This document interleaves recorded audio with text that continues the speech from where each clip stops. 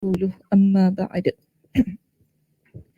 رب اشرح لي صدري ويسر لي أمري واحلل عقدة من لساني يفقهوا قولي ربي زدني علما وارزقني فهما اللهم إنا نسألك علما نافعا ورزقا طيبا وعملا متقبلا. Assalamualaikum warahmatullahi wabarakatuh. Okay, apa khabar semua? Hari ini sihat? Okey, duduk kat sini. Nyaman. Nyaman tu maksudnya aman atau bagaimana? Selesa. Okey. Fitri, okey. Alhamdulillah. Okay. Kerusi cukup? Cukup kerusi. Alhamdulillah. Tak nak buka kipas? Tak apa, kalau mak saya dua-dua kena buka.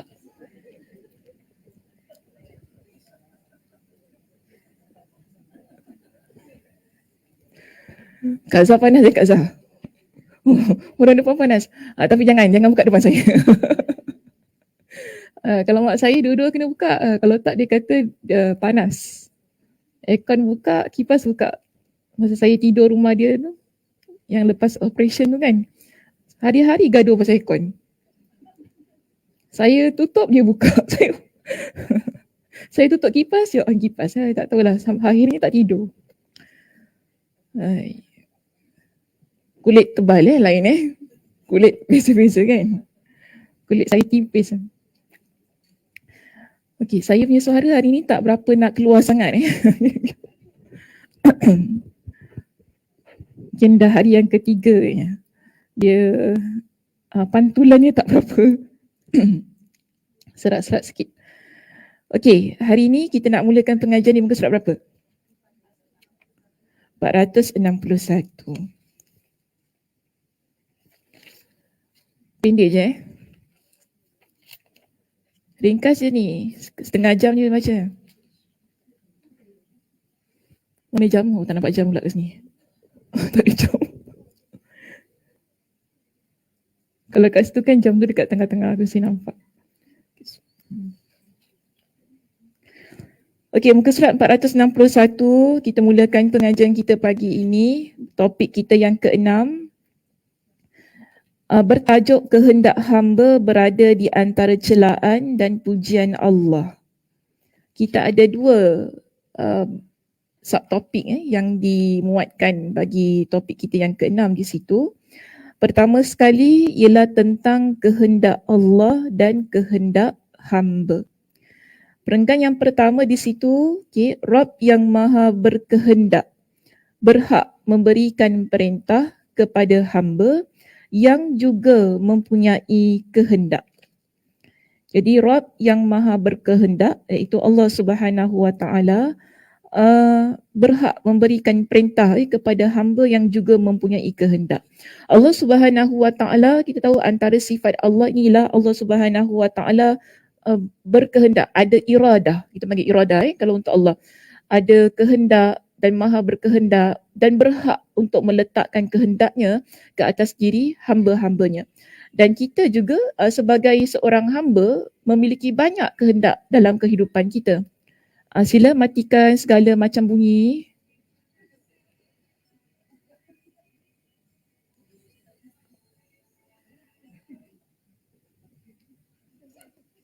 Kenapa masuk sini bunyi macam-macam pula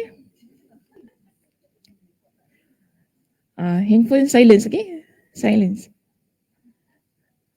Silent. Bunyi. Bising.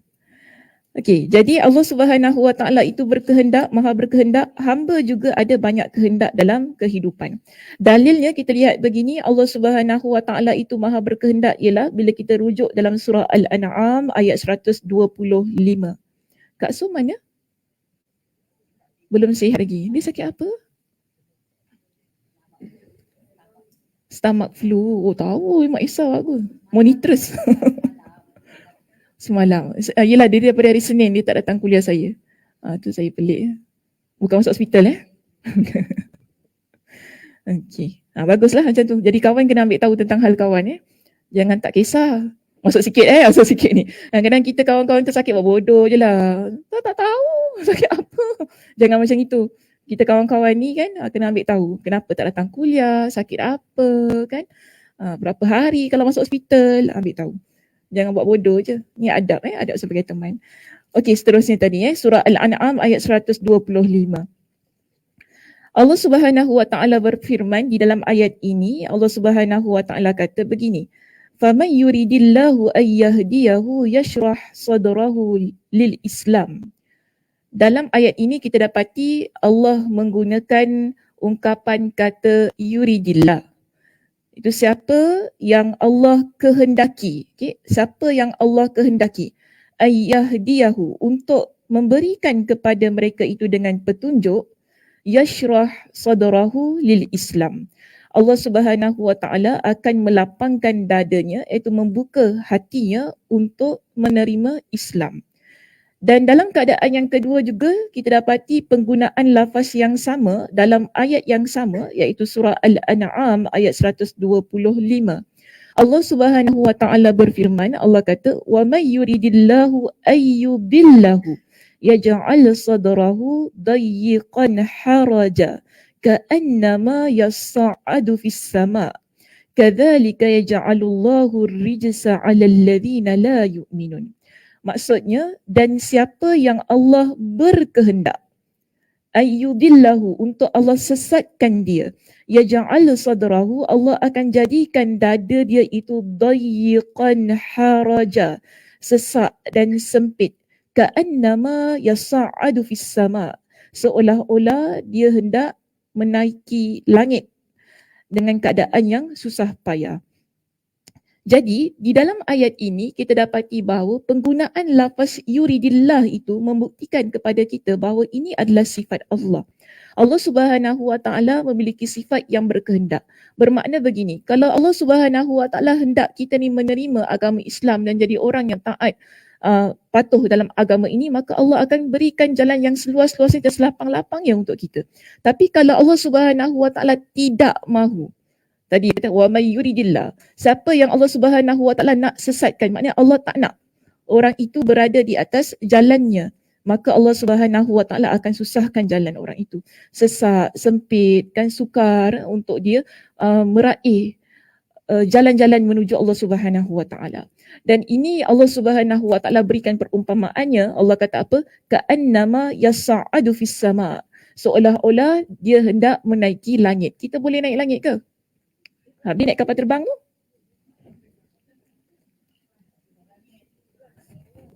Naik kapal terbang?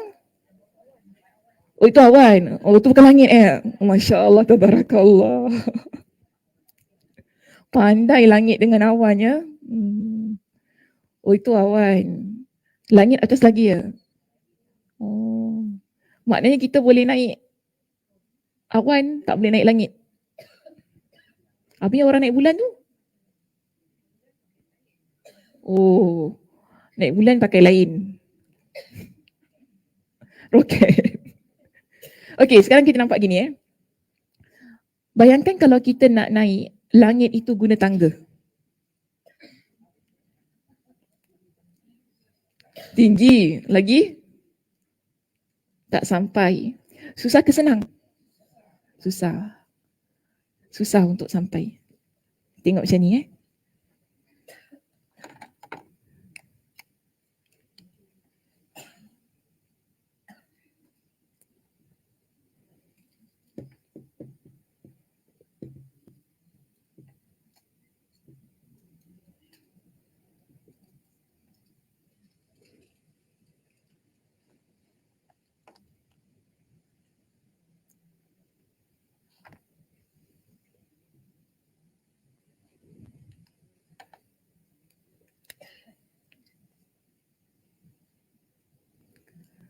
Tadi surah apa ni? Al-An'am ayat berapa?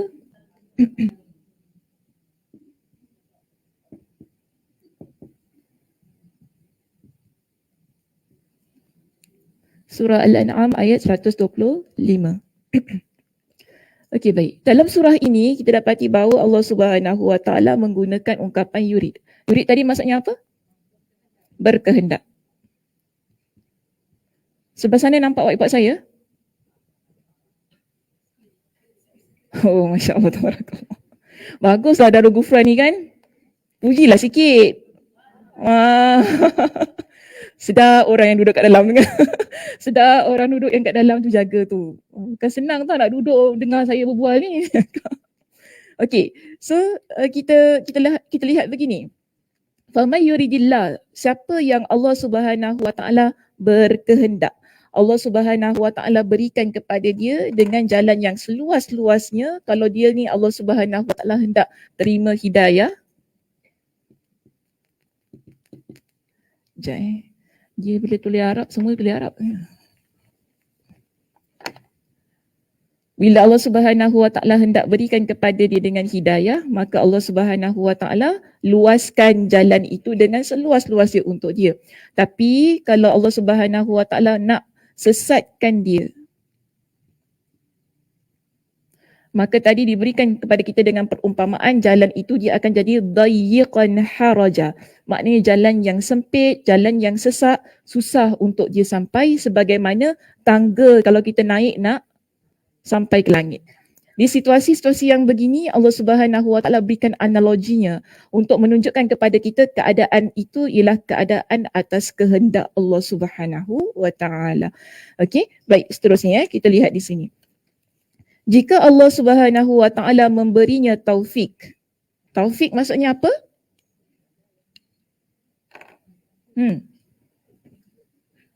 Taufik maksudnya apa? Petunjuk. Selain petunjuk, hidayah.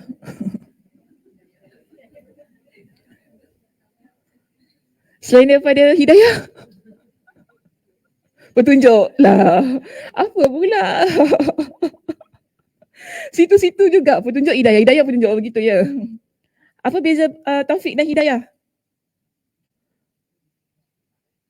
Taufik lelaki, hidayah perempuan. Suka. Itu, taufik lelaki, hidayah perempuan. Macam tu. Kita selalu katakan, ya Allah, kau berikanlah pada aku taufik dan hidayah. Kenapa mesti ada dua-dua? Kenapa tak cukup dengan hidayah sahaja? Oh, lepas kita buat baru taufik. Kalau belum buat, bukan taufik. Oh, kalau belum buat, hidayah. Satu apa, Cik Ahmad Isa? Satu petunjuk, satu kekuatan. Dorongan. Jadi taufik yang mana satu? Taufik yang petunjuk ke dorongan? Dorongan. Kak Zah confirm. Confident Kak Zah? InsyaAllah. Ini macam main game je Kak Zah. InsyaAllah. Taufik ni dia kita panggil sebagai pertolongan Allah Subhanahu Wa Taala kepada kita yang telah mendapat hidayah. Okey? Kita dapat hidayah, Allah Subhanahu Wa Taala berikan kepada kita dengan taufik, bermakna Allah berikan kepada kita dengan pertolongan untuk kita melaksanakan hidayah tersebut. Ini beza antara taufik dan hidayah.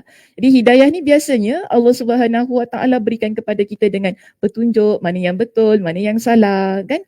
Baik, saya selalu ingatkan, hidayah ni semua orang boleh nampak. Tetapi nak melaksanakan hidayah tu belum tentu. Kita tahu benda ni dosa ni pahala, tapi ada orang je tak boleh buat. Betul tak? Kita tahu, jangan kata, oh ini haram ni tak boleh buat. Tapi ada orang dia tetap buat juga. Bermakna taufiknya tak ada di situ. Dia nak mengamal pun tak ada. Tapi hidayah ada. Sebab apa? Dia dah tahu mana satu yang betul, mana satu yang salah. Jadi taufik ni sangat penting ya. Di samping hidayah, kan kita selalu kata semoga Allah berikan kepada kamu dengan hidayah. Yes, kita perlukan hidayah itu, tetapi taufik pun perlu dimiliki supaya kita dapat melaksanakan ia dengan sebaik-baiknya. Sebab tu tadi di sini dia kata, jika Allah memberinya taufik, berkehendak untuk membantunya dan memberinya ilham, nescaya si hamba akan melaksanakan apa yang diperintahkannya. Namun jika Allah ingin menelantarkan hamba ini, menelantarkan maksudnya Allah nak biarkan hamba tu, tak payah, untuk beramal, tak perlu untuk jadi hamba Allah yang betul-betul beriman kan, nescaya dia membiarkannya menuruti kehendak pribadi nafsunya. Jadi seorang hamba yang Allah Subhanahu Wa Taala biarkan kehidupan dia sehari-hari akan berpandukan kepada hawa nafsu. Berbeza dengan mereka yang Allah berikan hidayah, Allah berikan kepada dia dengan taufik. Bila kita ni ada hidayah dan kita ada taufik, setiap perjalanan hidup kita ianya akan dipandu pada bimbingan Allah Subhanahu Wa Taala. Makna bimbingan Allah tu bukan Allah datang pada kita, Allah berikan bimbingan, bukan gitu. Tetapi kita sendiri ikut pada syariat Allah. Di keadaan sedemikian. Berbeza dengan orang yang tidak ada taufik, tidak ada hidayah. Dia akan buat ikut kepada apa yang dia rasa betul, dia akan buat ikut kepada hawa nafsu dia akan rasa, aku suka ni, terus on macam tu kan. Ni tak suka ni, walaupun benda tu baik, dia akan tinggalkan. Ini adalah orang yang mana Allah biarkan dia, kemudian Allah Subhanahu Wa Taala berikan dia keadaan yang ikut hawa nafsu sampailah akhir hayat dia. Kita na'udzubillah min zalik, kita tak nak berada pada keadaan yang seperti itu. Kalau kita ni berada pada keadaan yang Allah Subhanahu Wa Taala telantarkan, memang azab. Memang azab. Walaupun kita rasa bahawa macam happy saja. Selalu kan kita katakan, kenapa orang tu walaupun dia tu banyak buat maksiat tapi dia macam happy je. Kita selalu fikir sedemikian kan. Orang tu rasa begitu, tapi pada pandangan Allah dan kehidupan dia di akhirat, adakah dia akan bahagia? Kerana kita kena ingat, hidup kita ini sebagai seorang hamba Allah, kita ada kehidupan dunia dan akhirat. Dan kehidupan kita yang nak kita kejar, yang kekal dan abadi itu ialah kehidupan akhirat, bukan kehidupan dunia. Kalau kita ambil kehidupan dunia itu semata-mata, kita ni tak ke mana. Itu yang akan buat kita rasa macam hidup ni hanya sekali, hiduplah sepuas-puas hatinya, dia akan rasa semikian. Tapi kalau kita ingat tentang akhirat, itulah yang akan buat kita sentiasa berada di atas jalan kebenaran sebagaimana yang pernah kita bincangkan di sesi yang lepas. Nabi SAW dalam sebuah hadis yang diriwayatkan oleh Imam Muslim, hadis ini ialah hadis Qudsi.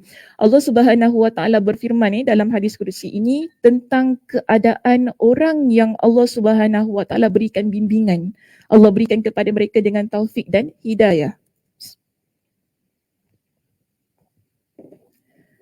Nabi SAW bersabda, Nabi kata apa?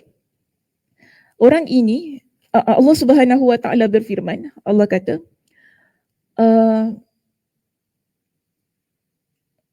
وَمَا تَقَرَّبَ عَبْدِي إِلَيَّ بِشَيْءٍ أَحَبَّ إِلَيَّ مِمَّا افْتَرَضْتُ عَلَيْهِ. Tidaklah seseorang hamba itu dia mendekatkan dirinya kepada aku dengan apa yang aku suka, dengan perbuatan-perbuatan yang fardu. Maknanya perbuatan itu ialah perbuatan yang wajib. Kita sebagai seorang hamba, kita tahu amalan yang wajib ini tak boleh tinggal. Kalau tinggal jadi apa? Dosa, kan? Dosa. Maka Allah Subhanahu Wa Taala akan azab kita. Maka menjadi antara cara untuk kita mendekatkan diri kita kepada Allah Subhanahu Wa Taala itu ialah dengan melaksanakan amalan-amalan yang fardu, amalan-amalan yang wajib. Okey. Kemudian Allah kata apa? Wala yazalu 'abdi yataqarrabu ilayya bin nawafil hatta uhibba. Dan tidaklah seorang hamba bila dia terus-terusan mendekatkan dirinya kepada aku dengan amalan-amalan yang sunnah hatta uhibba, sehingga aku cinta kepada dia. Bermakna daripada perenggan awal hadis ini kita faham begini. Sebagai seorang muslimah dalam hidup kita ni, kita tak boleh berpada hanya pada amalan yang wajib. Kita kalau nak jadi seorang hamba yang Allah cinta, yang Allah berikan kepada kita dengan taufik, dengan hidayah, panduan, bimbingan dalam kehidupan kita, kita juga perlu menghiasi amalan kita ini dengan amalan-amalan yang sunnah. Sebab itu tadi Allah kata apa? Wa ma yazalu 'abdi yataqarrabu ilayya bin nawafil. Tidaklah seorang hamba itu dia mendekatkan dirinya kepada aku secara terus-menerus. Bin nawafil, dengan amalan-amalan yang sunnah, hatta uhibbah, sehingga aku cinta pada dia. Jadi begini hidup kita bila kita nak berada di tempat yang pertama di sini kan, ni tak nak saya dah letak pangkal kat sini Sekarang kita nak bincang yang ini. Kita nak berada pada tempat yang pertama yang Allah yashrah sadrahu lil Islam, yang Allah Subhanahu Wa Taala lapangkan hati dia, lapangkan dada dia untuk masuk Islam ataupun kita kata kalau nak apply pada konteks kita untuk mengamalkan Islam, kita pertama sekali amalan fardu. Maknanya amalan yang wajib. Amalan fardu tu apa contoh? Solat apa? Solat 5 waktu lagi. Puasa di bulan Ramadan lagi. Jalan lah. Zakat dengan sedekah sama tak? Lain. Sedekah apa? Zakat apa? Oh, zakat harta. Zakat tu bila dah sampai haul lah. Kan dah sampai waktunya kan. Kita ada sesuatu harta yang dah sampai masanya kita perlu keluarkan zakat itu. Sedekah beza. Sedekah bila-bila masa kita nak sedekah, kita boleh sedekah. Tak ada masalah. Okey, lagi apa yang wajib? Yang kita boleh masukkan dalam kategori fardu? Haji. Pergi haji. Okay. Selain pergi haji, umrah? Umrah tak wajib. Umrah sunat.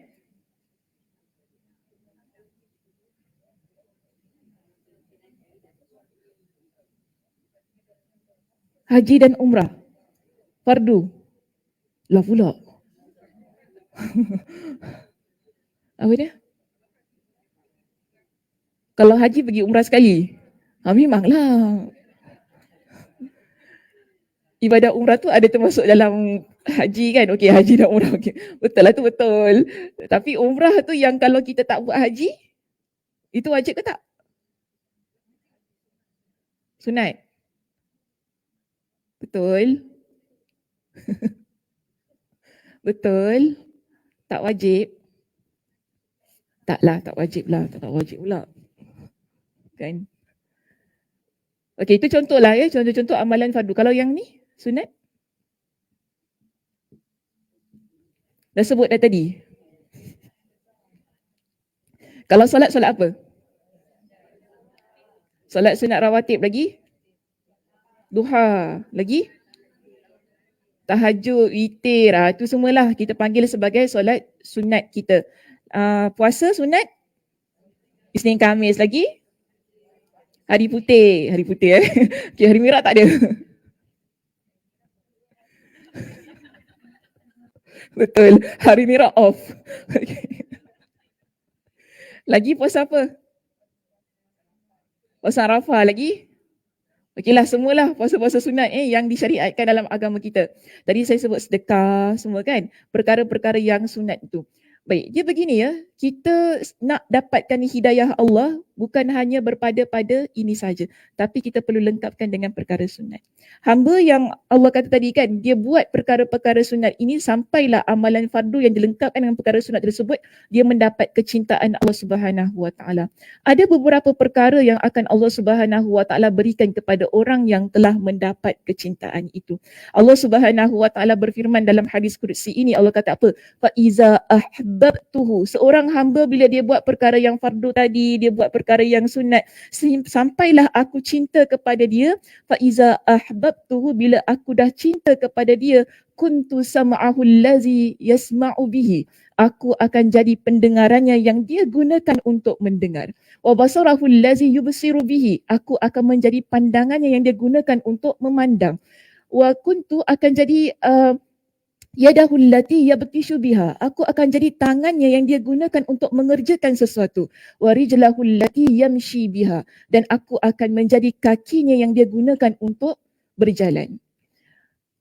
Allah kata, in sa'alani, hamba yang mendapatkan kecintaan Allah itu, in sa'alani, bila dia minta kepada aku, la'u'tiyannah, aku akan beri kepada dia.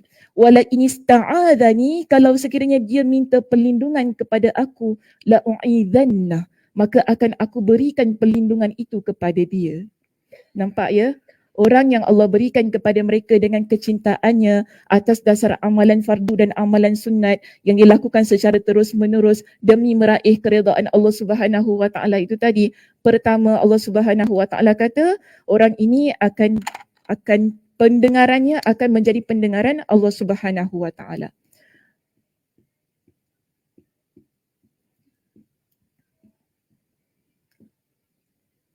pandangan mata dia,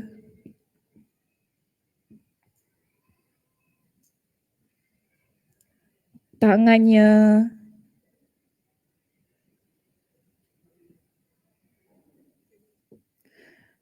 di kalangan para ulama antaranya Imam Ibn Hajar Al-Asqalani ketika dia mensyarahkan hadis ini, dia kata begini, maksud pendengaran aku menjadi pendengarannya, pandangan aku menjadi pandangannya, tangannya menjadi tangan aku dan kakinya menjadi kakiku, ialah nak tunjukkan bahawa Allah memberikan panduan kepada orang ini.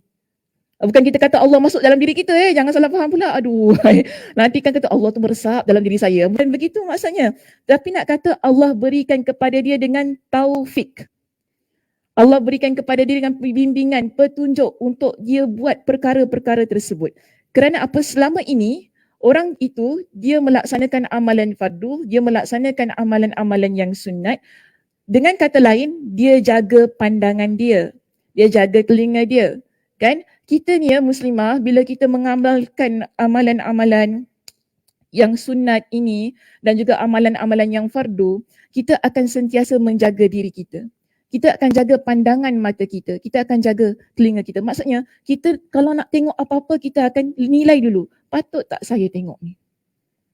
Kita kalau nak dengar apa-apa, kita akan fikir, ni boleh tak dengar? Dosa tak kalau dengar? Kalau nak tengok ni dosa tak? Tangan kita kan, kita nak buat sesuatu, kita fikir ni kalau buat ni dosa tak? Bermakna kita meletakkan Allah Subhanahu Wa Taala di hadapan kan? Sebelum kita nak buat sesuatu, kita fikir adakah perkara ini Allah redha? Adakah perkara ini memang dibenarkan dalam agama saya untuk saya buat? Contoh kaki, sebelum kita pergi ke satu tempat tu, kita fikir ni boleh pergi ke tidak? Saya ingat dulu ada orang kata, Ustazah boleh tak kalau kita nak ajak Ustazah pergi tengok premier wayang? Saya kata salah orang.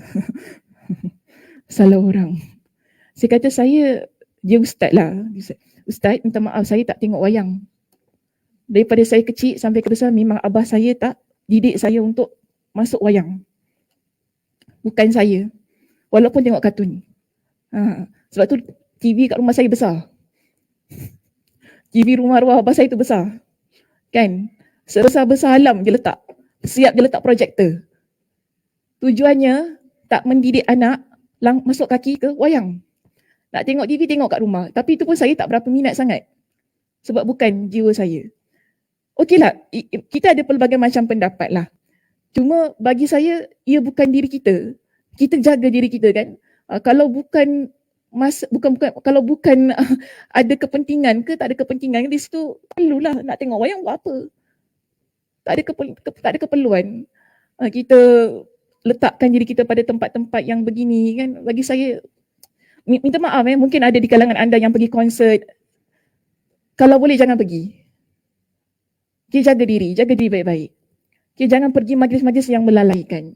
Jangan duduk pada tempat orang yang hatinya, bayangkan kita kalau duduk kat tempat konsert ni kan, orang terjerit-jerit nyanyi sama-sama. Ini kalau penyanyi dengar marah saya tahu. Okay, tak apalah, saya cakap benda yang betul.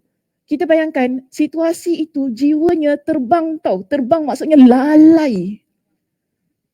Lalai daripada mengingati Allah. Sama-sama duk huha. Itu belum lagi kalau dandut. Kalau dandut saya semak ajar pun naik joget juga. Lupa Allah. Sorry saya kata lupa Allah. Situasi yang lupa Allah. Tak ingat. Dah bangun menari tu ada tak ingat Allah? Tak. Jangan cakap, saya dandut sambil mengingati Allah. Boleh? Cuba dandut ingat Allah. Saya nak tengok. Mustahil. Saya kata mustahil. Keadaan yang begitu mustahil. Jadi ini kita panggil sebagai muhasabah bersama. Kita sekarang nak menjadi hamba Allah yang mendapat pimpinan ataupun kita bimbingan Allah Subhanahu Wa Taala itu tadi, hidayah, taufik, yang kita merupakan orang mengamalkan amalan-amalan yang fardu, mengamalkan amalan-amalan yang sunat, sehingga Allah kata apa? Mata dia itu, bila dia melihat itu seolah-olah mata aku. Menunjukkan apa? Orang itu dia jaga mata dia. Bayangkan kalau mata kita ni melihat perkara maksiat, adakah Allah nak kata begitu? Kuntu basarahul ladzi yubsiru bihi, aku menjadi pandangannya yang dia gunakan untuk memandang. Allah tak letakkan keadaan pada orang yang melakukan kemaksiatan. Mata yang melakukan kemaksiatan tak mungkin akan Allah kata itu adalah pandangan mata aku. Telinga yang mendengar perkara-perkara maksiat tak mungkin Allah kata itulah telinga yang dia gunakan menjadi pendengaran aku. Tak mungkin. Kaki kita, tangan kita. Sebab tu kita kena banyak ingat setiap langkah kita buat ini, adakah itu merupakan perbuatan-perbuatan yang memang untuk meraih redha Allah Subhanahu Wa Taala. Jika memang ia, alhamdulillah, silakan, tak ada masalah. Okey? Tapi kalau kita tahu ni, kalau duduk sini makin lara, makin banyak lupa Allah Subhanahu Wa Taala, makin jauh daripada Allah Subhanahu Wa Taala, ke apa? Tak apa, Ustazah, 1 jam je, Ustazah. Boleh? 1 jam je, Ustazah. Lepas tu dah ingat Allah, baliklah kita berzikir balik pada Allah, baca Quran balik. Allah kata apa tadi? Wa ma yazalu 'abdi yataqarrabu ilayya bin nawafil.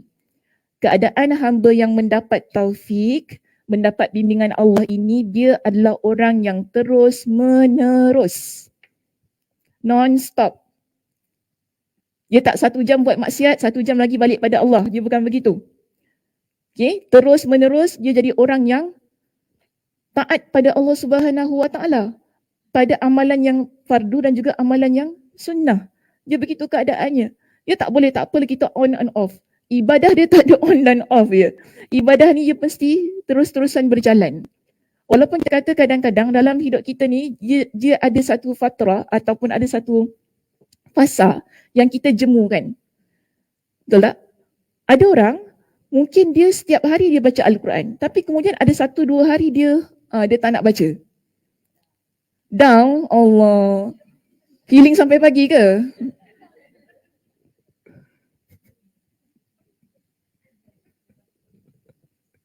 Sekarang semua benda nak healing tak tahu benda.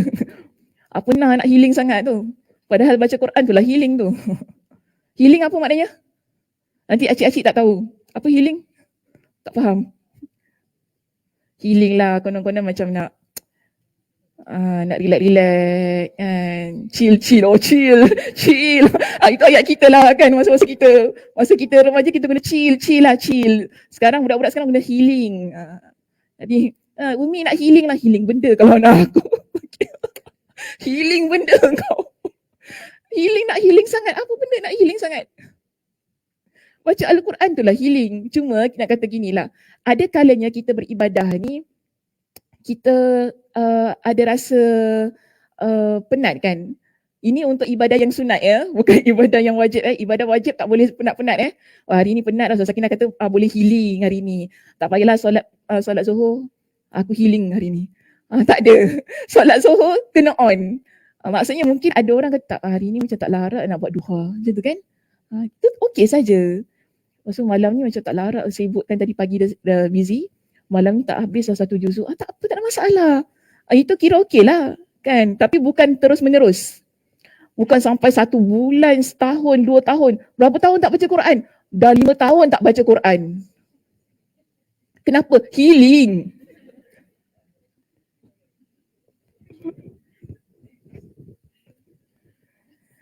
Subhanallah. 5 tahun tak baca Quran saya tak dapat bayangkan. 5 tahun tak baca Quran. Macam mana tu? Takut tau. 5 tahun tak baca Quran, 5 tahun tak tahajud, 5 tahun tak solat sunat, 5 tahun tinggalkan perkara-perkara, tak bersedekah contohnya. Takut. Kita kena takut. Jangan rasa terlalu mudah ataupun rasa senang. 5 tahun tak baca Quran, relax lah. Healing. Relax lah. Jangan. 5 tahun tak bangun tahajud, okey apa? Bukannya wajib. Kita katakan, bukannya wajib. Tak load pun, yang penting aku solat fardu. Tapi kita kena takut sebenarnya. Kalau kita ni meninggalkan amalan-amalan yang fardu, amalan-amalan yang sunnah yang sebenarnya memiliki banyak keutamaan untuk kehidupan kita, yang menjadi pelengkap kepada amalan-amalan kita yang fardu itu tadi sehingga mendapatkan kecintaan Allah Subhanahu Wa Taala. Sebab itu orang yang dia terus-terusan pada amalan yang wajib, amalan yang fardu, Allah Subhanahu Wa Taala berikan kepada dia bimbingan dalam setiap perkara yang dia nak buat. Senang kata Allah jaga dia. Allah berikan kepada dia dengan pengawasan, pemeliharaan. Sehingga tadi Allah kata apa? Kalau orang ini dia minta kepada aku, bermakna dia berdoa kepada aku akan kabulkan doa dia. Kita tak tahajud, tak baca Quran, tak sedekah, tak apa, tiba-tiba Allah tak kabulkan doa saya. Kan kita selalu blame Allah Subhanahu Wa Taala. Kita kata, Allah tak kabulkan doa saya, Allah tak itu, Allah tak ini. Tapi apa yang kita buat untuk Allah? Saya selalu kata begini ya muslimah, hidup kita kalau kita nakkan sesuatu yang luar biasa daripada Allah, lakukan yang luar biasa untuk Allah. Buat perkara yang luar biasa untuk Allah. Saat orang lain tidur, kita bangun. Sengkang mata kita. Pagi-pagi, bukan masak tau, tapi untuk solat. Tahajud. Bangun pagi, baca Al-Quran. Itu kita buat. Angkat tangan minta pada Allah. Itu keadaan dia. Tapi kita buat amalan sikit-sikit, tiba-tiba kita kata Allah tak dengar doa saya. Macam mana tu? Sama-sama ya kita kena muhasabah untuk diri saya jugalah. Kadang-kadang kita fikir mudah untuk mendapatkan sesuatu hanya dengan menyalahkan itu dan menyalahkan ini. Ini menjadi penyebab kenapa Allah Subhanahu Wa Taala menelantarkan seseorang itu. Allah membiarkan seseorang itu. Kerana apa? Tak bersyukur pada Allah Subhanahu Wa Taala. Tak ada rasa sedemikian. Ada beberapa perkara kalau saya nak letakkan di sini, poin-poin penting yang menunjukkan kenapa Allah Subhanahu Wa Taala membiarkan hamba. Allah Subhanahu Wa Taala memiliki sifat yang maha pengasih, maha penyayang. Dan Allah Subhanahu Wa Taala takkan membiarkan hamba itu dengan saja-saja. Pasti ada perkara yang kita lakukan yang menyebabkan kita ditelantarkan oleh Allah Subhanahu Wa Taala. Dan antara perkara pertama yang perlu kita fahami kenapa seseorang hamba itu dibiarkan oleh Allah Subhanahu Wa Taala adalah kerana dia melakukan perbuatan-perbuatan yang mensyirikkan Allah Subhanahu Wa Taala. Kadang-kadang kita rasa syirik ni ialah perbuatan yang mana kita tukar agama, kan? Kita jadi orang yang dah tak lagi sembah Allah Subhanahu Wa Taala. Namun kita lupa berapa ramai orang yang solat, berapa ramai orang yang puasa tapi tetap melakukan perbuatan-perbuatan yang syirik. Jadi kita perlu hati-hati. Nak dapatkan taufik, nak dapatkan hidayah Allah Subhanahu Wa Taala itu, jaga akidah kita. Bersihkan akidah kita daripada sebarang kefahaman ataupun sebarang keyakinan-keyakinan yang boleh merosakkan keyakinan kita kepada Allah Subhanahu Wa Taala. Kan perkara syirik ni antaranya apa? Senyap je, kenapa semua senyap? Kena bebel hari ni. Kena bebel pasal healing pula. Sampai tersenyap semua. Okey Fitri, contoh.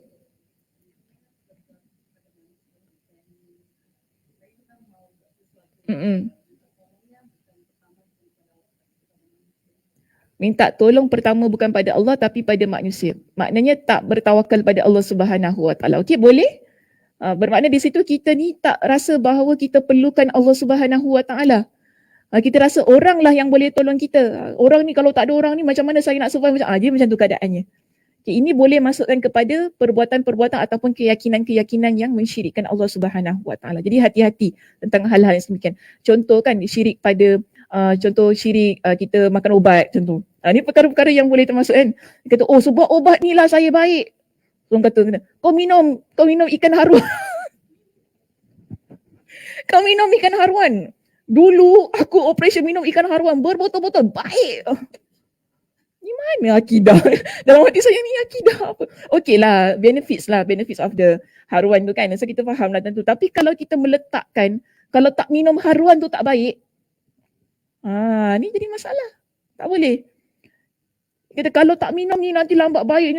Padahal sembuh atau tidak itu ialah atas kuasa Allah Subhanahu Wa Taala. Ada orang tak minum ikan haruan baik tak? Baik, saya baik. Alhamdulillah kan macam tu. Kita lihat keadaan-keadaannya. Ada orang yang minum makin jadi teruk. Keadaan-keadaan tu kan lihat pada badan masing-masing lah. Dia tak bolehlah paksa-paksa orang. Sampai kita meletakkan keyakinan kita pada obat. Ataupun kita sebab doktor ni lah saya baik. Macam tu kan. Doktor ni bagus, dia sembuhkan saya. Yang menyembuhkan ialah Allah Subhanahu Wa Taala. Bukan doktor yang menyembuhkan kita. Doktor itu hanya wasilah. Obat pun sama juga kan. Perantaraan untuk membantu kita dalam proses penyembuhan dan sebagainya. Tapi jangan lepas ni pula tak minta pergi doktor. Takut nanti tawakal kurang. Masalah pula dah belajar ni kan. Nanti takut tawakal kurang, tak payah sakit diam. Kenapa diam? Takut tawakal kurang. Nanti orang kata jumpa doktor tak tawakal pada Allah, syirik. Apa pula cik? Tolong cik, tolong. Please. Bukan itu maksud saya. Okay, bukan itu maksud saya. Maksud saya ialah kalau kita meletakkan 100% tawakal kita, kebergantungan kita kepada manusia, kepada ubat-ubatan, inilah yang akan menyebabkan rosak akidah keyakinan kita. Sebab kalau kita bincang tentang syirik ini, dia ada pada ucapan, ada pada kepercayaan, ada pada apa lagi satu ya? Ibadah. Ada 3 jenis keadaan ini yang boleh menyebabkan orang masuk kepada perbuatan-perbuatan syirik. Yang tadi berkaitan dengan tawakal tu sebenarnya dia masuk pada ucapan. Sebab kita ucapkan ucapan yang kata, sebab doktor ni lah, sebab obat ni lah, saya baik dan sebagainya. Ini masuk pada syirik ucapan.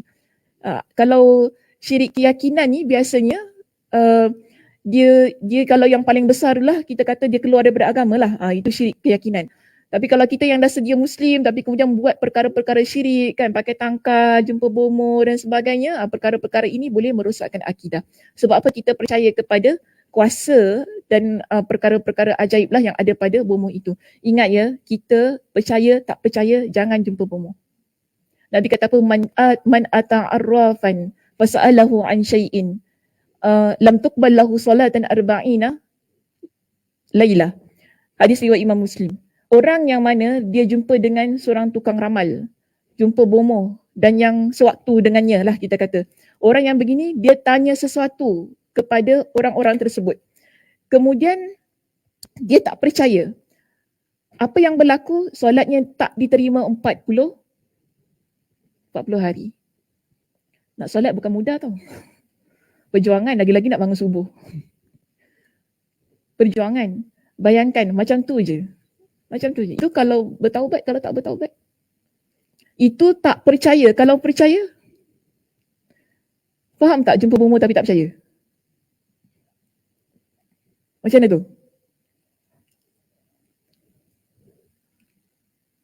Jumpa tapi tak percaya. Saja nak tanya-tanya. Saja nak tanya-tanya tapi tak percaya. Saja nak try-try. Tengok-tengok. Tak apa, kita tanya-tanya je. Tak boleh. Tak boleh. Kita tu tanya je. Ada orang yang kata, dia pernah cerita pada saya, dia kata gini, Zaza, kawan saya, dia ajaklah saya pergi rumah tak saya kat mana masjid tu?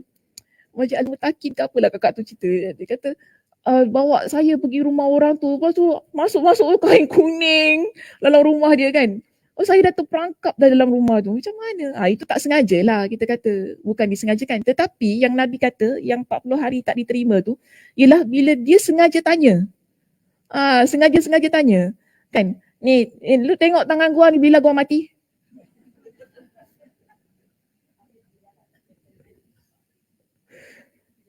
Kan? Tengok. Bila gua mati. Bukan percaya pun saja je kan, tengok nak kill time.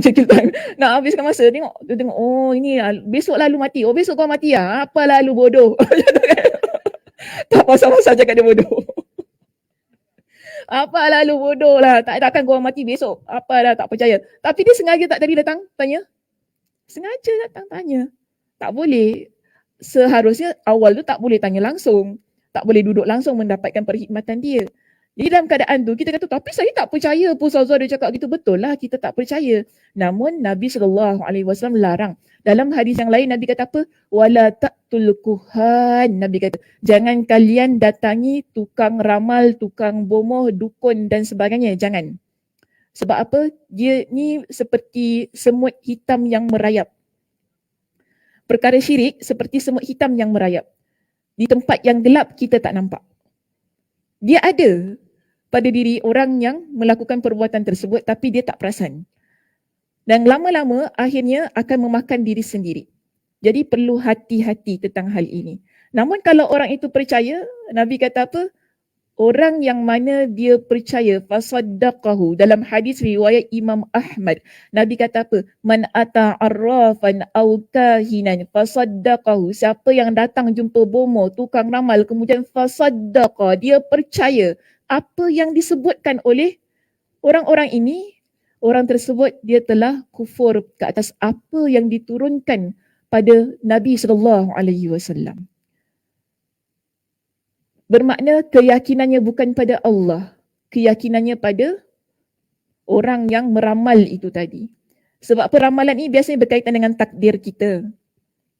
Berkaitan dengan kita panggil apa yang akan berlaku pada masa hadapan. Kita tak pernah tahu apa yang akan berlaku pada kita di masa hadapan. Itu semua dalam ilmu Allah Subhanahu Wa Taala. Tugas kita ialah merancang tu betul. Tetapi yang menentukan adalah Allah Subhanahu Wa Taala. So kita tak tahu. Banyak perkara dalam hidup ni kan, kalau kita fikir daripada kita kecil sampailah kita umur gini-gini umur gini-gini kan, umur gini kan, kita fikir banyak rupanya gini kan. Bila dah berlaku baru kita rupanya gini, patutlah gitu gini. Sebab apa? Semua itu pada takdir Allah Subhanahu Wa Taala. Kita ni takkan kita tiba-tiba yang dah beriman pada Allah nak tanya dengan orang ni, habislah. Jadi orang yang begini agak-agak Allah Subhanahu Wa Taala nak kabulkan ke doa dia. Sedangkan sepatutnya yang kita nak minta tu pada Allah, bukan pada tukang ramal, bukan pada bomoh, dukun dan sebagainya. Kita minta pada Allah, angkat tangan kita pada Allah, Allah akan berikan. Yang kedua ialah orang yang riak. Ini orang yang Allah biarkan. Pertama tadi orang yang Allah biarkan, pertama ialah orang yang buat syirik.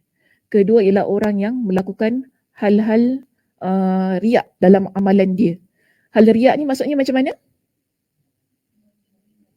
Menunjuk-nunjuk. Okey, lagi selain itu, satu definisi yang lebih tepat lagi sikit. Selain daripada menunjuk-nunjuk. Bongkak. Bongkak tu sombong, lain. Ini riak. Takabur. Takabur tu sombong. Apa dia? Bangga. Bangga tu sombong. Dah semua pergi sombong apa pasal ya? Riak, melakukan amal ibadah bukan kerana Allah. Itu maksud riak. Dia buat amal ibadah bukan kerana Allah. Kita tadi buat amalan fardu, amalan sunnah kerana Allah. Sebab tu Allah cinta pada kita kan. Tapi bayangkan kalau buat amalan fardu, amalan sunnah kerana manusia. Nak menunjuk pada manusia kita salihah. Nak menunjuk pada manusia kita pandai baca Quran. Nak tunjuk pada manusia kita ni rajin pergi kelas. Kalau begitu keadaannya, Allah Subhanahu Wa Taala biarkan. Sebab apa? Amalannya tak diterima oleh Allah Subhanahu Wa Taala. Ingat tentang 3 orang. Yang pertama dihisap siapa? Sebelum itu. Orang yang mati syahid. Yang kedua, orang yang berilmu. Ketiga, orang yang bersedekah. Ketiga-tiga perkara ini berkaitan dengan amal ibadah kita. Tapi Nabi kata apa? Orang yang Allah Subhanahu Wa Taala hisab itu, yang pertama, orang yang mati syahid didatangkan di hadapan Allah, dibentangkan kepada dia dengan pelbagai macam nikmat Allah Subhanahu Wa Taala, dan adakah dia memang dia mengaku inilah perbuatan dia? Dia kata ya, ini perbuatan saya. Dia berhak tak untuk dapat apa yang sepatutnya dia berhak dapat di dalam syurga? Dia kata dia berhak. Tapi Allah Subhanahu Wa Taala tanya pada dia, kenapa kau buat ini? Dia kata, aku ni mati syahid ialah kerana engkau ya Allah. Semata-mata berjuang di atas jalan Allah kerana engkau ya Allah. Kita jangan lupa ya, Allah Subhanahu Wa Taala inilah maha mengetahui. Apa yang ada dalam hati kita, Allah tahu. Allah Subhanahu Wa Taala adalah Tuhan yang tahu walaupun perkara sekecil-kecilnya tentang diri kita. Bila Allah dengar kita buat amalan itu kerana Allah sedangkan bukan kerana Allah, Nabi kata dalam hadis ini, Allah kata kadzabta. Engkau bohong. Engkau jadi orang yang mati syahid ialah supaya engkau digelar sebagai pahlawan. Supaya orang ramai kata engkau ni adalah seorang yang pemberani. Supaya orang kata engkau ni, dia ni jiwa dia kental, dia sanggup kena siap-siap dengan pihak musuh. Begitulah keadaan dia. Engkau nak begitu. Bukan kerana Allah. Apa yang berlaku, Allah perintahkan wajahnya diseret lalu dicampakkan ke dalam api neraka. Ini amalan, kita panggil orang yang mati syahid. Amalan mati syahid ni amalan yang sangat besar ya, ganjarannya di sisi Allah Subhanahu Wa Taala. Tapi bayangkan bila kita ni jadi orang yang riak, yang tak ikhlas itu tadi, melakukan amal perbuatan, dilakukan ia bukan kerana Allah Subhanahu Wa Taala, Allah Subhanahu Wa Taala biarkan saja. Tak dipandang amalan itu. Sama juga dengan orang yang kedua. Orang yang kedua ni dihadapkan di hadapan Allah. Orang itu ialah orang yang belajar, orang yang mengajar, orang yang baca Al-Quran. Kemudian Allah Subhanahu Wa Taala bentangkan kepada dia nikmat-nikmat yang sepatutnya diperoleh. Mereka yang baca Al-Quran, menuntut ilmu, mengajar. Kemudian dia kata kepada Allah, saya buat semua ini kerana Allah. Sekali lagi Allah kata kepada dia, engkau bohong. Engkau buat semua ini supaya engkau digelar sebagai ilmuwan. Disanjung, dilihat sebagai orang yang terpelajar, kan, diangkat-angkat statusnya sebagai orang yang memiliki satu, dipanggil sebagai cendekiawan dan sebagainya. Itu tujuan kau buat ni semua, bukan kerana Allah Subhanahu Wa Taala. Apa yang berlaku sama sebagaimana orang yang mati syahid itu. Allah Subhanahu Wa Taala seret wajahnya sampai dia dicampakkan dalam api neraka. Sampailah pada orang yang ketiga yang dia menghabiskan seluruh hartanya di jalan Allah. Allah bentangkan kepada dia dengan semua nikmat yang sepatutnya dia peroleh sebagai orang yang telah membelanjakan hartanya di jalan Allah itu. Allah Subhanahu Wa Taala tanya, kenapa engkau buat? Dia kata kerana Allah. Allah kata engkau bohong. Engkau buat semua ini supaya engkau digelar sebagai dermawan. Bukan kerana Allah Subhanahu Wa Taala. Dan dia juga turut dicampakkan dalam api neraka. Ini kita panggil sebagai satu keadaan yang Allah Subhanahu Wa Taala tunjukkan kepada kita. Jika kita melakukan sesuatu itu bukan kerana Allah Subhanahu Wa Taala, Allah takkan pandang. Allah akan biarkan kita. Sekarang tadi kita bincang, kita nak mendapatkan kecintaan Allah Subhanahu Wa Taala kan, menerusi amal soleh kita, amalan yang fardu dan amalan yang sunat, sehingga Allah Subhanahu Wa Taala berikan kepada kita dengan kecintaannya, sehingga kita mendapat semua perkara yang Allah Subhanahu Wa Taala berikan keutamaan kepada orang-orang ini. Namun bayangkan kalau kita melaksanakan amalan tersebut itu tadi bukan kerana Allah, pasti di situ kita faham. Orang yang berakal dia akan faham, mana mungkin Allah akan pandang saya kalau saya buat perkara ini kerana manusia. Mana mungkin amalan ini akan mengangkat status saya di hadapan Allah Subhanahu Wa Taala kelak. Jika sekiranya saya buat perkara-perkara ini hanya nak tunjukkan kepada orang bahawa inilah amal soleh saya. Sebab tu kita buat apa-apa tentang amal ibadah ni seboleh mana tutup, seal. Okay?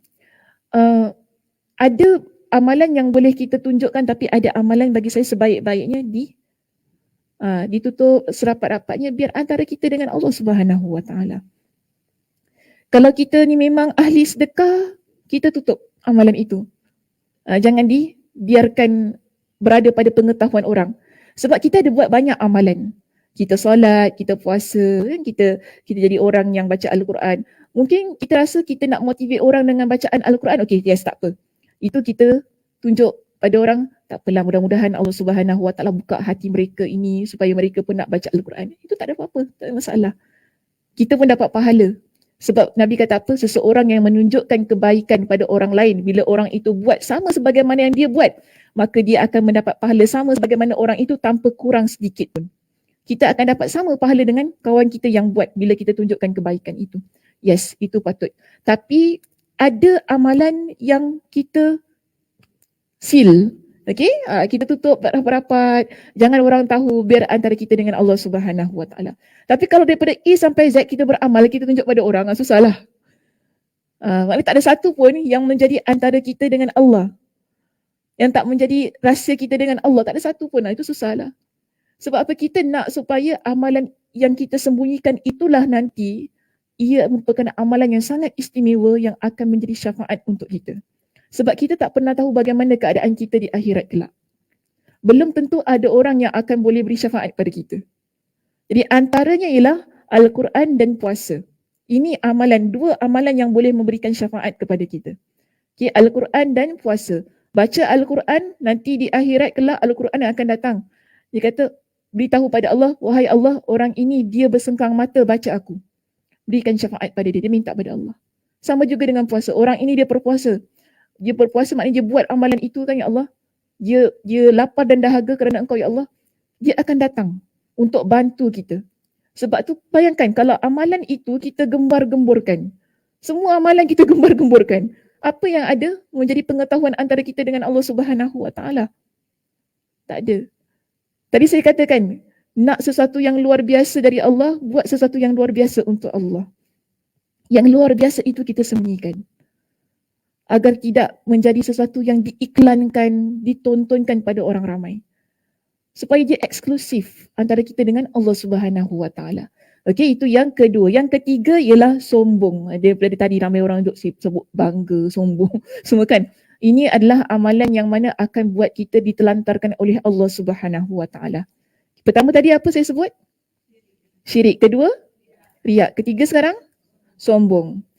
Nabi SAW bersabda dalam hadis yang diriwayatkan oleh Imam Muslim, Nabi kata apa? La yadkhulul jannah man kana fi qalbihi mithqal dzarrah min kibr. Tidak masuk syurga orang yang mana dalam hatinya ada sekelumit rasa daripada kesombongan. Bermakna orang yang sombong tempatnya bukan dalam syurga Allah Subhanahu Wa Taala. Orang yang rasa diri dia hebat, diri dia lah yang paling bagus, orang lain semua tak bagus, diri dia lah yang segala-galanya. Orang yang begini, Nabi kata dia ni akan mendapat kehinaan yang sehina-hinanya di akhirat kelak. Sebab itu Allah Subhanahu Wa Taala ingatkan kepada kita. Okay, dalam surah Luqman, dalam surah Luqman pada ayat yang keberapa ya? Wala tusa'ir khaddaka lin-nasi.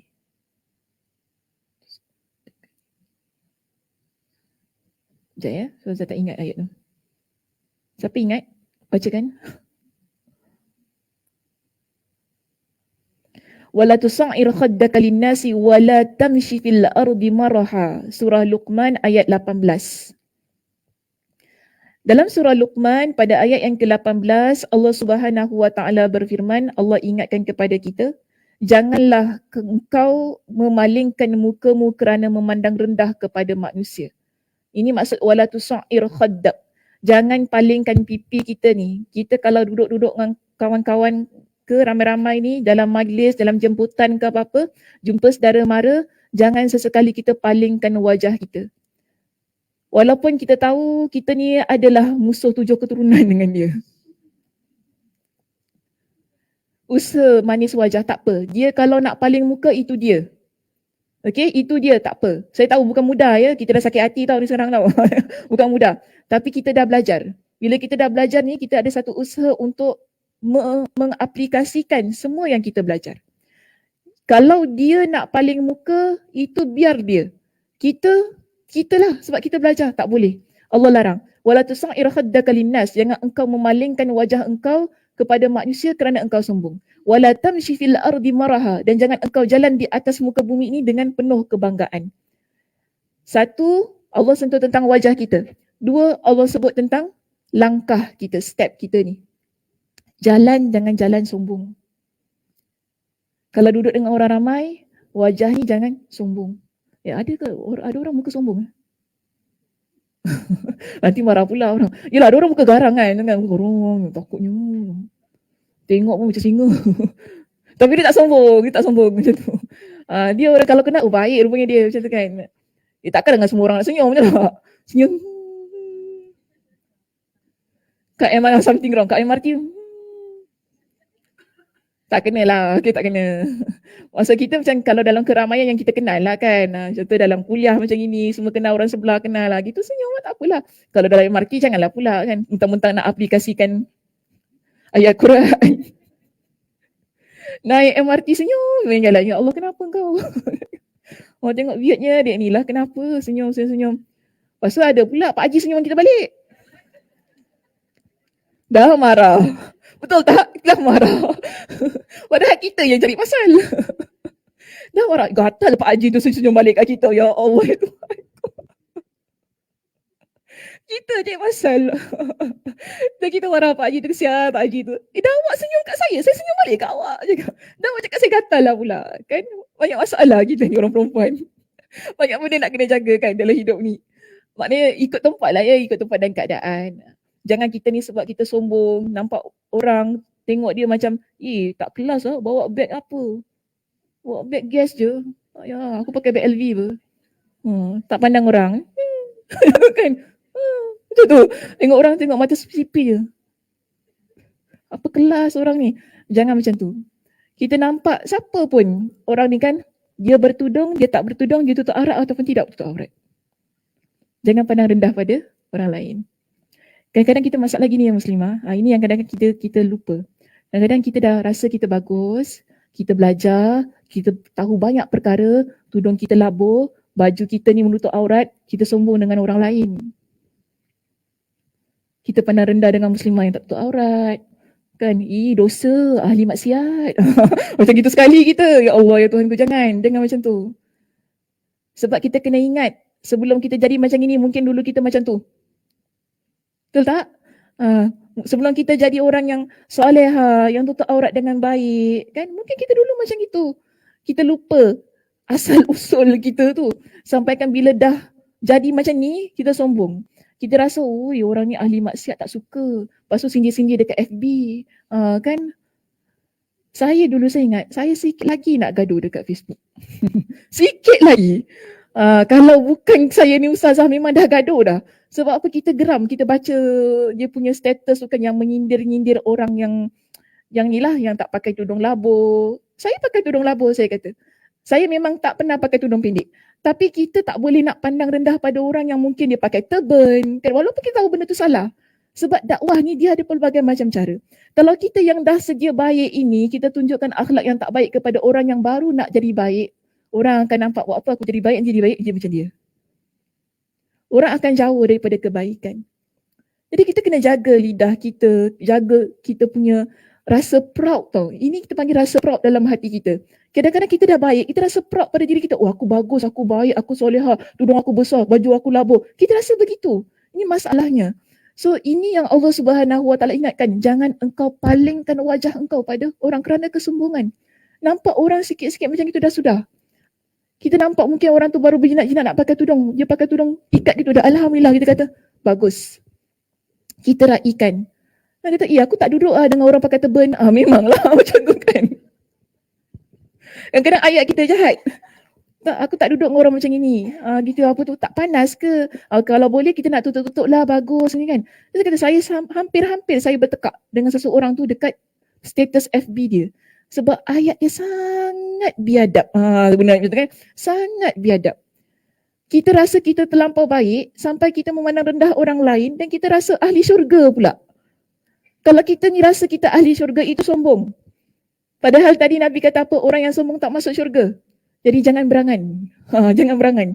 Kita ni masuk syurga dengan kesombongan tu. Kalau ada sedetik dalam hati kita, aku ni tutup aurat, takkan aku nak duduk dengan orang macam ini? Apa kelas? Jangan rasa gitu. Tak apa, mungkin kata dia tak pakai tudung, dia pakai singkat. Saya kata dulu ya Muslimah, saya ada kawan saya ni lelaki tapi dia pakai macam perempuan. Saya tak pernah pelekehkan dia. Walaupun dia tu jabatan Quran Sunnah, saya kata. Ini ujian bagi orang yang ada agama. Tapi dia lebih mengikut kepada perasaan dia lah tu kan. Dia naik bas, dia pakai kebaya. Kita ni, kita kan masa belajar ni kita masih jagalah kan. Kalau kita tahu ada orang budak lelaki, kita tak duduk sebelah budak lelaki kan. Kalau naik bas ke apa, makan ke apa kan. Kita naik bas, ingatkan perempuan lah sebab pakai kebaya. Kita duduk sebelah dia. Tiba-tiba, aku tengok lelaki. Kita, nak pergi mana awak? Alamak, lelaki pula. Tapi saya tak terus bangun. Kita tak macam, sebab nanti dia malu kan. Kita macam, Amir. Sekali lagi sebut Amira.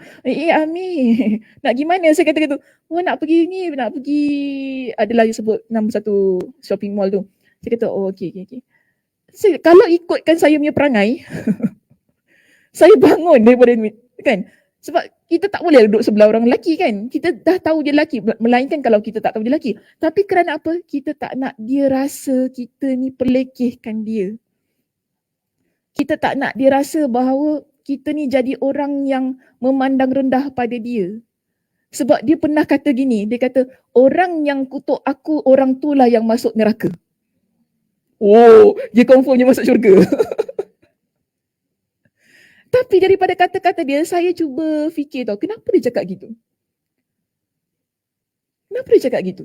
Padahal dia buat perkara salah tau. Sebab apa? Dia melihat orang yang baik, sok baik. Rasa diri diorang tu ahli syurga. Macam tak ada buat salah langsung. Yang dia ni, orang yang dah sedia buat salah ni, korang pandang hina pada aku. Bukan kita kata dia tak tahu agama. Dia tu, Masya Allah, saya kata kalau dia bentang ayat Quran tu, saya duduk depan, saya tengok dia bentang, Masya Allah, tabarakallah. Saya tak tahu apa jadi dengan dia sekarang lah, dah bertahun-tahun kan. Ujian betul, tapi ini saya kata kita, kalau ada keluarga yang lembut, jangan kita hina. Sebab apa? Saya nampak awal-awal dia masuk universiti tu kan, orangnya Masya Allah, masih lagi berpakaian lelaki apa. Tapi bila di kalangan kawan-kawan mengejek dia kerana kelembutan dia, dia masuk kuliah, budak-budak lelaki ni buat macam tu kat dia. Nampak tak? Orang buat gitu dekat dia, orang hina dia dalam keadaan dia pakai baju lelaki. Akhirnya seminggu lepas tu dia pakai baju perempuan. Sebab apa? Orang tak terima dia sebagai orang lelaki. Orang terima dia sebagai perempuan, orang nampak dia sebagai perempuan. Sebab tu kita kalau ada ahli keluarga, terus kuatkan. Terima. Maksudnya bukan terima dia jadi perempuan, tidak. Tetapi kita terus-terusan kuatkan dia, nasihatkan dia. Supaya dia tetap kekal. Ini ujian Allah Subhanahu Wa Taala untuk diri dia. Tapi jangan pelekehkan. Kau macam kau lembut perempuan bully. Apa-apa ustaz kata, siapa nak bentang? Ni bagi dia. Dia kedek depan. Assalamualaikum warahmatullahi wabarakatuh. Macam tu. Dan kita kata, kesian. Dah mati kesiannya. Tapi kenapa ya kita budak lelaki yang jadi macam tu? Di kalangan kelompok dia sendiri yang buat dia macam tu. Di kalangan ahli agama sendiri yang buat dia macam tu. So kita tak boleh. Bila kita memandang rendah pada orang lain, kita lihat dia tu sebagai orang yang berdosa, maksiat, yang tak perlu diberikan kepada dia dengan perhatian, bahkan penghinaan terus-terusan, akhirnya dia akan lari daripada kebaikan. Bila dia lari daripada kebaikan, di situ dia akan menyalahkan orang-orang yang baik. Dan dia akan jadi orang yang tawar hati dengan orang-orang yang baik. So kita ni, walaupun kita belajar teori ni dalam agama, dulu pensyarah saya selalu ingatkan kepada kami. Kita belajar teori ni sangat keras. Dosa, pahala, kan? Benda-benda ni semua keras. Masuk neraka, masuk syurga, ada yang lembut, ada yang keras. Yang keras akan dilihat sebagai perkara yang sangat keras. Tetapi ketika kita nak praktikkan dia dalam masyarakat, dia tak sekeras itu. Kita cerita tentang ahli neraka, tetapi ketika kita nak mengamalkannya, praktikkan, nak menyantuni ahli neraka ini, dia tak sekeras sebagaimana dosa dan azab yang Allah berikan. Dia sangat berbeza keadaannya. Jadi kadang-kadang kita ni, teori dengan praktikal perlu difahami secara saksama supaya dapat digabungkan agar cara kita berhadapan dengan orang-orang yang begini, dia akan jadi baik. Dia tak jadi orang yang macam memperkecilkan, merendahkan. Sebab kita tahu, kalau kita jadi orang yang memperkecilkan orang lain, Allah tak suka perbuatan itu. Bahkan Allah Subhanahu Wa Taala takkan masukkan orang yang begini dalam syurganya. Dan kita nakkan tadi kecintaan Allah, bimbingan Allah Subhanahu Wa Taala. Bayangkan kalau sekiranya kita sendiri orang yang mengamalkan perbuatan-perbuatan yang Allah Subhanahu Wa Taala buat kita ditelantarkan. Okay, sebab tu kita ada 3 poin tadi penting. Pertama, jangan buat perkara syirik. Kemudian, jangan jadi orang yang riak. Ketiga, jangan jadi orang yang sombong. Bila 3-3 ini kita jaga baik-baik, insya-Allah Allah Subhanahu Wa Taala tidak akan biarkan diri kita. Okay, seterusnya saya nak habiskan perbincangan di sini. Oleh kerana itulah Allah Subhanahu Wa Taala mencelanya dalam kitabnya. Ini saya dah baca belum atas tadi? Jika sudah demikian, dah baca belum? Jika sudah demikian, maka dapat dipastikan bahawa ia hanya akan memilih segala hal yang diinginkan oleh nafsu dan tabiat buruknya. Kerana sebagai manusia, pastinya dia hanya menghendaki sesuatu yang diinginkan oleh nafsu dan tabiat buruknya. Ini ialah untuk mereka yang Allah Subhanahu Wa Taala biarkan. Orang yang Allah biarkan, dia akan terus-terusan mengikut kepada hawa nafsu dia tanpa bimbingan Allah Subhanahu Wa Taala. Dan orang yang beginilah di sini dia kata, sebab itu Allah Subhanahu Wa Taala mencelanya di dalam kitabnya. Tadi pun saya dah datangkan ayat Al-Quran, hadis Nabi SAW untuk menunjukkan dan membuktikan Allah Subhanahu Wa Taala mencela orang-orang yang mereka ini melakukan perbuatan-perbuatan yang menjadi sebab mereka ditelantarkan dan dibiarkan oleh Allah Subhanahu Wa Taala berdasarkan kepada konteks ini. Jadi apa yang perlu kita buat ialah bertaubat kepada Allah dengan taubat yang sebenar-benarnya. Sebab itu pada perenggan yang terakhir di sini dia kata Allah Azza wa Jal tidak akan memujinya kecuali jika ada nilai tambah di dalam dirinya, iaitu dia harus berserah menjadi Muslim yang sebaik-baiknya ya. Bila kita kata kita berserah menjadi Muslim ni, ialah Muslim yang sudah bertaubat kepada Allah Subhanahu Wa Taala. Sebab tadi Allah Subhanahu Wa Taala dah telantarkan orang itu kan, dia nak menjadi hamba Allah yang mendapat pemeliharaan Allah, dia perlu bersihkan diri dia, iaitu dengan taubat kepada Allah Subhanahu Wa Taala dan menyerahkan dirinya sepenuhnya kepada Allah Subhanahu Wa Taala. Kemudian dengan bersikap sabar, berbuat baik terhadap sesama insan, pandai bersyukur kepada Allah, bertakwa kepada Allah, baik hatinya dan memiliki sifat terpuji yang semisalnya. Maknanya yang pada perenggan ini ia adalah yang sebaliknya daripada apa yang saya terangkan di perenggan yang atas itu tadi. Kalau kita nak dapatkan pemeliharaan Allah, pastikan kita jadi insan Muslim yang memiliki nilai-nilai baik dalam diri kita. Baik, seterusnya pada poin yang B di sini. Semua sifat yang disebutkan di atas merupakan nilai tambah atas statusnya sebagai manusia biasa, di samping merupakan nilai tambah atas kehendaknya yang baik. Akan tetapi kehendak baik saja tidak cukup jika tidak disokong dengan tambahan lain, iaitu taufik. Bermakna taufik itu masih penting. Kita ada ilmu dan kita tahu apa yang perlu kita buat, namun kalau kita tidak memiliki taufik daripada Allah Subhanahu Wa Taala, ilmu tersebut susah untuk diamalkan. Jadi minta kepada Allah Subhanahu Wa Taala dengan doa-doa yang biasa dibaca oleh Nabi sallallahu alaihi wasallam. Antaranya lah doa dalam riwayat Imam Muslim, Nabi kata apa? Allahumma inni as'aluka al-huda wat-tuqa wal-'afafa wal-ghina. Pendek dia doa dia. Ya Allah, sesungguhnya aku memohon kepada Engkau al-huda, petunjuk. Petunjuk ini boleh kita kata hidayah dan juga taufik tu tadi, digabungkan dalam ungkapan kata huda tu tadi. Okey, Allahumma inni as'aluka al-huda wat-tuqa. Wat-tuqa maksudnya ialah takwa. Ketakwaan kita kepada Allah. Ya Allah, kau berikanlah kepada aku dengan ketakwaan. Wal-'afaf. Wal-'afaf ni maksudnya ialah jaga diri, kesucian diri kita, supaya kita ni tak terjebak kepada perbuatan-perbuatan yang merosakkan harga diri, maruah diri sebagai seorang yang beriman kepada Allah Subhanahu Wa Taala. Wal ghina, ghina maksudnya rasa cukup, berkecukupan pada setiap apa yang kita miliki. Tak tamak, tak jadi orang yang rakus, tak jadi orang yang mengikut kepada hawa nafsu. Maknanya jiwanya sangat kaya. Orang yang kaya, Nabi kata bukan kerana dia adalah kaya daripada sudut wang ringgit, tetapi ialah orang yang kaya daripada sudut hatinya. Hatinya sangat santun, baik, tak ada kesombongan, tak ada dengki, tak ada rasa nak buat zalim pada orang. Ini semua kita masuk dalam al-ghina tu tadi. Jadi ada 4 perkara yang Nabi mohon, yang boleh kita praktikkan setiap kali selepas solat. Boleh kita baca, minta kepada Allah, Ya Allahumma inni as'aluka al-huda wat-tuqa wal-'afafa wal-ghina. Hadis ini adalah hadis riwayat Imam Muslim. Okey, itu sahaja perbincangan kita pada pagi ini. Terima kasih di atas perhatiannya. Mudah-mudahan Allah Subhanahu Wa Taala memberkati pertemuan kita dan mudah-mudahan Allah Subhanahu Wa Taala memberikan kepada kita dengan kekuatan dan kelapangan masa untuk terus-terusan beribadah kepada Allah Subhanahu Wa Taala. Saya tutup dengan tasbih kafarah. Subhanakallahumma wa bihamdika asyhadu an la ilaha illa anta astaghfiruka wa atubu ilaik. Assalamualaikum warahmatullahi wabarakatuh.